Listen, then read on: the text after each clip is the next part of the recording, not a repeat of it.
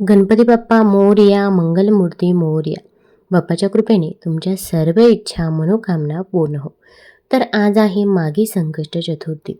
आज मी तुम्हाला माघी संकष्ट चतुर्थीची व्रतकथा सांगणार आहे. ही कथा ऐकल्यामुळे आपल्याला गणपती बाप्पाचा आशीर्वाद मिळतो. आपल्या घरामध्ये सुख, शांती, समृद्धी येते. तसेच आपल्यावरील सर्व विघ्ने देखील टळतात. त्यामुळे व्हिडिओ स्किप न करता ही कथा शेवटपर्यंत जरूर ऐका. चॅनलवरती नवीन असाल तर चॅनल लाईक करा आणि सबस्क्राईब देखील करा.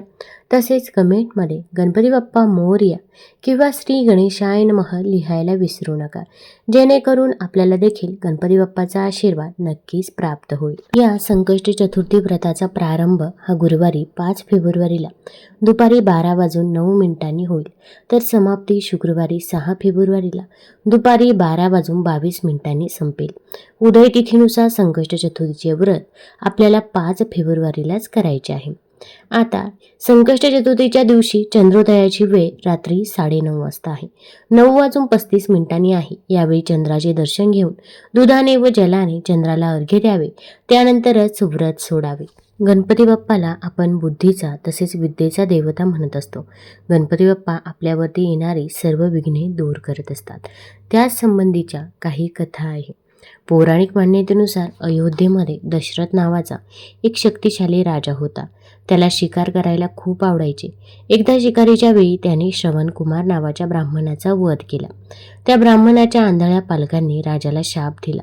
तो शाप असा होता की जसे ते त्यांच्या मुलाच्या दुःखाने मरत आहेत, तसेच ते देखील त्यांच्या मुलाच्या दुःखाने मरतील. यामुळे राजाला खूप चिंता वाढली. त्याने पुत्रयष्टी यज्ञ केला. परिणामी भगवान राम अवतारात आले. त्यानंतर लवकरच त्यांनी सीतेशी लग्न केले.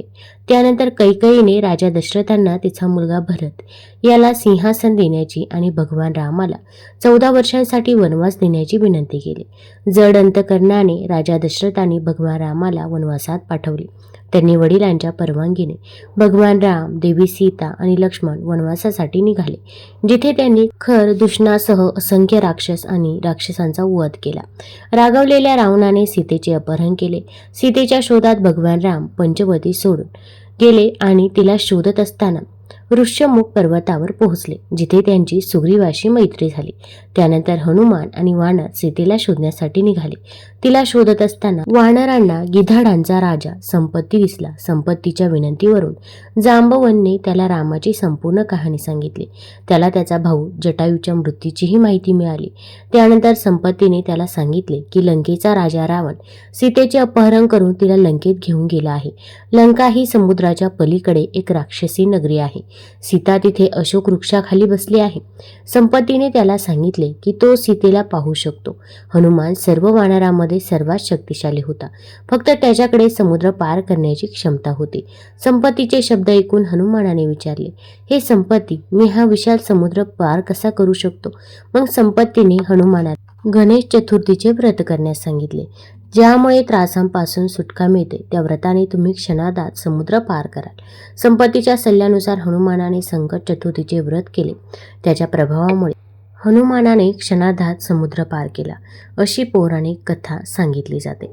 त्यामुळे आपण देखील संकष्ट चतुर्थीचे व्रत हे आवर्जून करावे. आता याच व्रताबद्दल आणखीन तुम्हाला मी काही कथा सांगणार आहे. लक्षपूर्वक जरूर ऐका. कमेंटमध्ये गणपती बाप्पा मोरया जरूर लिहा आणि चॅनलला लाईक आणि सबस्क्राईब देखील करा. एकदा एका गावात एक वृद्ध माई राहत होती. ती वृद्ध माई खूप गरीब होती. त्या वृद्ध माईच्या कुटुंबात तिचा एकुलता एक मुलगा होता, जो तिच्या वृद्धपणाचा एकमेव आधार होता. त्यांच्याकडे काहीच नव्हते, पण गावातील जितकेही घरामध्ये जनावरे होती, त्या लोकांच्या जनावरांना वृद्ध माईचा मुलगा जंगलात चारण्यासाठी घेऊन जायचा. संध्याकाळी तो सर्व गायी गावकऱ्यांच्या स्वाधीन करत असे. जनावरे चारल्यानंतर गावातील लोक जे काही देत, त्याच्यावर आई मुलांचे घर चालत असे. अशा प्रकारे कसेबसे त्यांचे दिवस हे जात होते. एके दिवशी वृद्ध माईचा मुलगा गावातील जनावरे चारण्यासाठी जंगलात घेऊन जात होता. वाटेत त्याला गावातील काही स्त्रिया भेटल्या. त्यातील एक वृद्ध दिसणारी स्त्री त्या मुलाला म्हणाली, बाळा, तू तर दिवसभर जंगलात गायी चारतोस आणि तुझी आई घरात बसून पक्वाने बनवून खात असते. मुलगा म्हणाला, असं कधीच होऊ शकत नाही. माझी आई कधीच असं करू शकत नाही. तेव्हा त्या गावातील स्त्री म्हणाली, जर तुला विश्वास नसेल तर आज जरा लवकर घरी जाऊन बघ. स्वतःच्या डोळ्यांनी पाहशील, तेव्हा तुला स्वतःला विश्वास बसेल. मुलाने विचार केला, ठीक आहे, पाहण्यात माझं काय नुकसान आहे. आता मुलगा ज्यावेळी घरी पोचायचा त्यापेक्षा आज जरा थोडा आधीच घरी आला. त्या दिवशी संकष्ट चतुर्थीचा दिवस होता. वृद्ध माईने संकष्ट चतुर्थीचे व्रत ठेवले होते आणि ती तिळकुट बनवत होती. चुलीवर कढई ठेवली होती. त्यात ती तीळ भाजत होती. जळत्या चुलीवर ठेवलेली कढई पाहून आणि त्यात भाजलेले तीळ पाहून आता मुलाला गावातील स्त्रियांनी सांगितलेल्या गोष्टींवर विश्वास बसू लागला होता. त्याने विचार केला, म्हणजे गावातील आजीमाई जे सांगत होत्या ते खरेच होते. आणि पहा, मी तर जंगलात उपाशी पोटी दिवसभर फिरतो, जनावरे चारतो आणि माझी आई घरी पक्वाने बनवून खात आहे. आता त्याला गावातील स्त्रियांनी सांगितलेल्या गोष्टी सत्य वाटू लागल्या. मग तो आपल्या आईला म्हणाला, आई, मी आता घर सोडून जाणार. वृद्ध माई म्हणाली, बाळा, अशी काय गोष्ट घडली जे तू असं म्हणत आहेस? मुलगा म्हणाला, मी तर जंगलात जातो आणि पाहतोय की तू माझ्या मागे पक्वाने बनवून खातेस. मला खाऊ घालणं तर दूर, पण तू मला सांगतही नाहीस. आई, आता मी या घरात राहणार नाही, मी जंगलातच जाईन. वृद्ध माईने आपल्या एकुलत्या एक मुलाला खूप समजावले. बाळा, आज संकष्ट चतुर्थीचे व्रत आहे म्हणून मी तिळकुट बनवत होते. पण मुलगा काहीही ऐकायला तयार नव्हता. वृद्ध माईला समजले की नक्कीच कोणीतरी याला शिकवले आहे आणि आता हा बोलून थांबणार नाही. जेव्हा मुलगा जायला निघाला तेव्हा वृद्ध माईने त्याला सांगितले, बाळा, हे घे, संकष्ट चतुर्थी व्रताचे तीळ आहेत. हे तू तुझ्यासोबत घेऊन जा. आणि हो, जेव्हा केव्हा तुझ्यावर संकट येईल तेव्हा तीळ पुढे कर आणि बसून जा. जर मी तुझ्या नावाचे व्रत करत असेल तर तुझे संकट दूर होईल. मुलाने आईचे मन राखण्यासाठी तीळ आपल्या हातात घेतले आणि घर सोडून निघून गेला. चालत चालत तो घनदाट जंगलाजवळ पोहोचला. जंगलात आत गेल्यावर त्याने पाहिले, समोर एक भयंकर सिंह उभा होता. सिंहाने त्याचा मार्ग अडवला. मुलाने विचार केला, आज तर माझं वाचणं अशक्य आहे. आता तर मी मरणारच. तो भीतीने थरथर कापू लागला आणि जेव्हा कोणीही संकटात असतो तेव्हा त्याला सर्वात आधी आपल्या आईची आठवण येते. त्या मुलालाही आपल्या आईची आठवण आली. तसेच तिने सांगितलेले शब्दही आठवले. बाळा, जेव्हा कोणतंही संकट येईल तेव्हा तीळ पुढे कर आणि बसून जा. आता मुलाने झटपट आपल्या खिशातून तीळ काढले आणि पुढे करून तिथेच बसला. तो म्हणू लागला, हे संकष्ट चतुर्थी माता, जर माझी आई माझ्या नावाने व्रत करत असेल तर हा सिंह गाय बनून जाऊ, नाहीतर माझे मरणे ठरलेलं आहे. जसे त्या मुलाने असे म्हटले तसे संकट मातेच्या कृपेने तो सिंह गाय बनून शेपूट हलवत तिथून निघून गेला. कारण वृद्ध माई तर आपल्या मुलाच्या नावानेच व्रत करत होती. आता तो मुलगा जंगलातून राम राम म्हणत पुढे जाऊ लागला. थोडं पुढे गेला तर त्याने पाहिले, समोर एक मोठी प्रचंड नदी वेगाने उफाण घेऊन वाहत आहे. आता त्याने विचार केला, जर मी ही नदी पार करणार असेल तर मी या खोल पाण्यात बुडून मरणार. एकतर नदीचा प्रवाह खूप वेगवान आहे, त्यात वादळ सुद्धा आले आहे. जर मी ही नदी पार केली नाही तर रात्रही झाली आहे, मागे घनदाट जंगल आहे आणि तिथले हिंस्र प्राणी मला निश्चितच जिवंत सोडणार नाहीत. मला कच्चं खातील. पुढे विहीर, मागे खोल दरी, मग आठवण झाली आईची. आता तो मुलगा पुन्हा ते पुढे करून बसला आणि म्हणाला, हे संकष्ट चतुर्थी माई, जर माझी आई माझ्या नावाने व्रत करत असेल तर ही नदी 2 भागात विभागली जावी आणि मला रस्ता मिळावा, नाहीतर आज माझं मरण ठरलेलं आहे. आता जसे त्या मुलाने असे म्हटले तसेच नदी 2 विभागांमध्ये विभागली गेली. आता त्याला पुढे जाण्यासाठी रस्ता मिळाला, कारण वृद्ध माई तर आपल्या मुलाच्या नावानेच व्रत करत होती. नदी पार करून तो दुसऱ्या नगरीत पोहोचला. तिथे त्यानं पाहिलं की एक वृद्ध माई पुरणपोळी बनवत होती आणि रडत देखील होती. त्याने ती वृद्ध माई अशा प्रकारे पक्वाने बनवताना आणि रडताना पाहिली. तेव्हा त्याने विचारले, अगं माई, पुरणपोळी बनवत आहेस म्हणजे आज तुझ्या घरी काही आनंदाचा क्षण आहे, पण त्याच वेळी तू रडत आहेस म्हणजे तुझ्या मनात काही दुःखही आहे. आता मला सांग, हा आनंद आणि दुःख एकत्र कसे? तर ती वृद्ध माई म्हणाली, बाळा, मी काय सांगू, माझा मुलगा तर आज मरणार हेच विचार करून मी दुःखी आहे आणि रडत आहे. आज माझ्या मुलाचा शेवटचा दिवस आहे.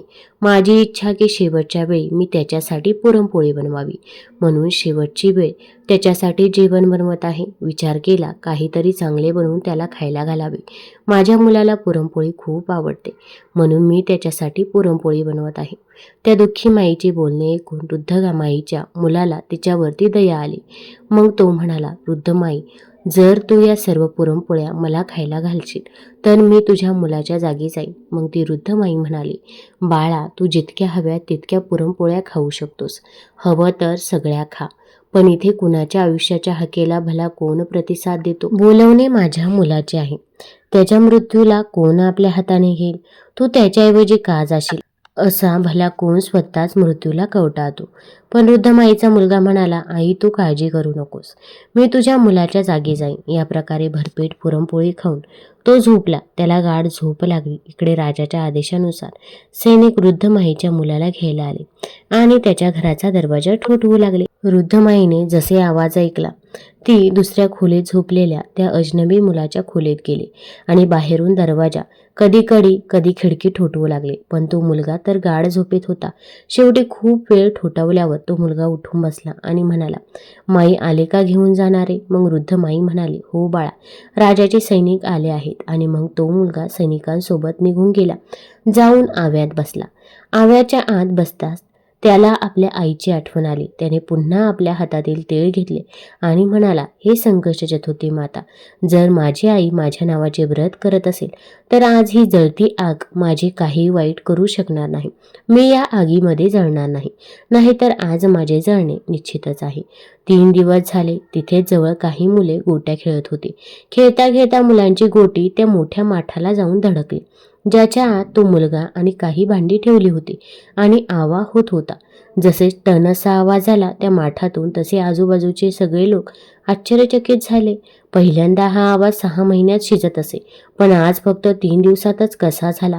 ही बातमी कळताच संपूर्ण नगरी एकत्र जमली. राजाला हे समजले, त्यामुळे राजालाही बोलवले गेले. आता तर त्या आव्याच्या चारही बाजूला मोठी गर्दी जमली. मग राजाने सैनिकांना सांगितले, माठ खाली उतरवा. जसे सैनिक माठ खाली उतरू लागले, आतून आवाज आला, भाऊ हळूहळू उतरवा, भाऊ हळूहळू उतरवा. हा आवाज ऐकताच सैनिक भीतीने दूर पळाले. आजवर आतून कधीही आवाज आला नव्हता. वाटतंय आत कुणीतरी भूत आहे. आता राजा स्वतः तलवार काढून उभा राहिला आणि म्हणाला, सत्य सांग, माठाच्या आत तू कोण आहेस? मग त्या माठातून वृद्ध माईचा मुलगा बाहेर आला आणि म्हणाला, महाराज, मी कोणतेही भूत पिशाच्य नाही, ना मी कोणता राक्षस आहे. मी फक्त एका वृद्ध माईचा मुलगा आहे. माझी आई माझ्या नावाने संकष्ट चतुर्थीचे व्रत करत होती. मी तर फक्त गावातील माईताईंच्या सांगण्यावर विश्वास ठेवून घर सोडून निघून गेलो होतो. माझ्या आईने जाताना मला हे काही तीळ दिले होते आणि सांगितले होते की बाळा, कधी जर संकट आले तर ते दूर होईल. आता भाऊ, हे बघा, मी तर या तिळांना पुढे करून कुठेही संकटात बसतो आणि जिथे बसतो तिथेच माझ्या संकटाचा नाश होतो. हे ऐकून राणी म्हणाली, राजासाहेब, का नाही आपल्या राजकुमारीचा विवाह याच्याशी करून टाकावा, कारण याला तर आग सुद्धा जाळू शकली नाही. राजाला राणीचे बोल पटले आणि मग राजा राणीने आपल्या मुलीचे लग्न त्या मुलासोबत लावून दिले. आता वृद्ध माईचा तो मुलगा राजमहालात घर जावई म्हणून राहू लागला. आता त्याचे दिवस मोठ्या ऐश्वर्यात जाऊ लागले. राजाची मुलगी आणि वृद्ध माईचा मुलगा दोघे एक दिवस टेरेसवर फिरत होते. फिरता फिरता वृद्ध माईच्या मुलाला आपल्या गावची, आपल्या देशाची आणि आपल्या आईची आठवण आली. मग तो पत्नीला म्हणाला, बघ, आज आपल्या गावाकडं ढग आले आहेत. वाटतंय खूप जोरात पाऊस पडणार आहे. राजाची मुलगी हे ऐकून आश्चर्यचकित झाली आणि विचारू लागली, तुमचंही गाव आहे? मग वृद्ध माईचा मुलगा म्हणाला, हो, आमचंही गाव आहे, आमचंही घर आहे, माझीही आई आहे, सगळं काही फक्त माझी आईच आहे. राजाची मुलगी म्हणाली, तर मग आपण इथे काय करत आहोत? आपणही आपल्या घरी जाऊ. वृद्ध माईकडे वृद्ध माईचा मुलगा म्हणाला, तू तुझ्या वडिलांना विचार, ते सांगतील तरच मी तुला घेऊन जाईल. आता राजाची मुलगी महालात जाऊन आपल्या वडिलांना म्हणाली, पिताजी, तुमचे जावई राज आता त्यांच्या घरी जायला इच्छुक आहेत. राजा म्हणाला, हे तर खूप चांगलं आहे. दूरचा जावई, लाखाचा जावई, घरचा जावई, फुकटचा जावई. ठीक आहे, तुम्ही दोघं तुमच्या घरी जा, कमवा, खा, तुमच्या संसाराची गोडी वाढवा. आम्हाला तर हेच पसंत आहे, हेच समाधान आहे.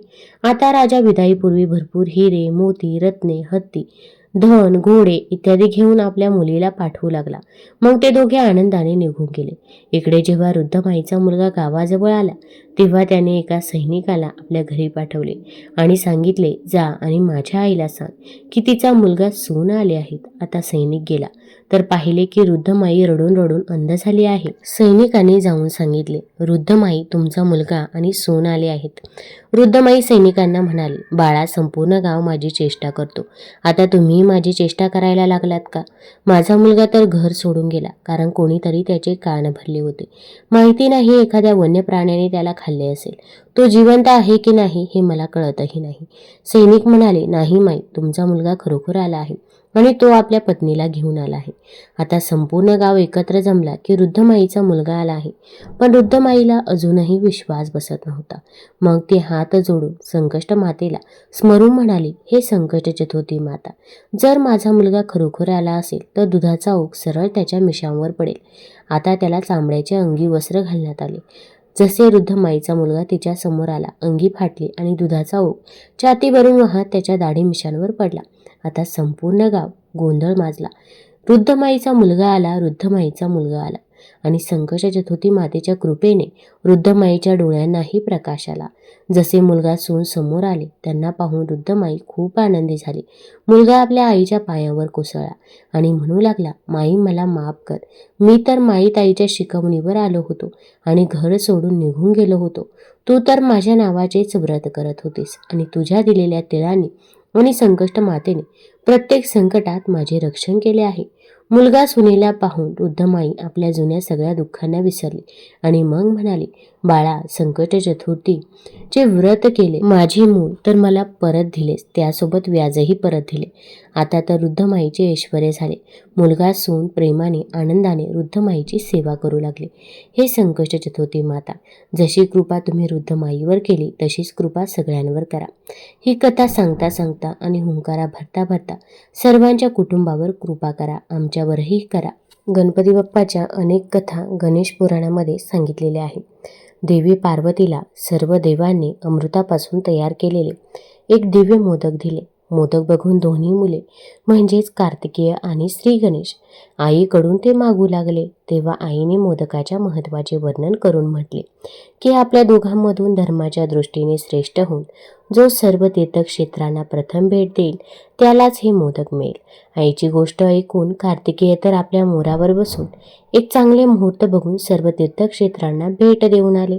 इथं गणेशाचं वाहन उंदीर असल्यामुळे ते असं करण्यास असमर्थ होते. तेव्हा गणेशाने अत्यंत आदराने आपल्या आईवडिलांच्या भोवती प्रदक्षिणा घालून त्यांच्यासमोर जाऊन उभे राहिले. हे बघून आई पार्वती म्हणाल्या की सर्व तीर्थक्षेत्रात केलेले स्नान, सर्व देवांना केलेला नमस्कार, सर्व यज्ञाची फलप्राप्ती, सर्व प्रकारचे उपवास, मंत्र, योग आणि संयमाचे पालन हे सर्व आई वडिलांच्या पूजेच्या 16व्या भागाच्या बरोबर देखील असू शकत नाही. म्हणून हे श्री गणेश शेकडो पुत्र आणि शेकडो गणांच्या पेक्षा वर आहे. म्हणून हे मोदक मी श्री गणेशाला देत आहे. आई वडिलांच्या भक्तीमुळे प्रत्येक यज्ञात सर्वात आधी श्री गणेशाची पूजा केली जाईल असे पद्मपुराणामध्ये देखील सांगितलेलं आहे. तुम्हाला जर ही कथा आवडली असेल तर चॅनल लाईक करा, सबस्क्राईब करा आणि आपल्या मित्रपरिवारासोबत जरूर शेअर करा. धन्यवाद.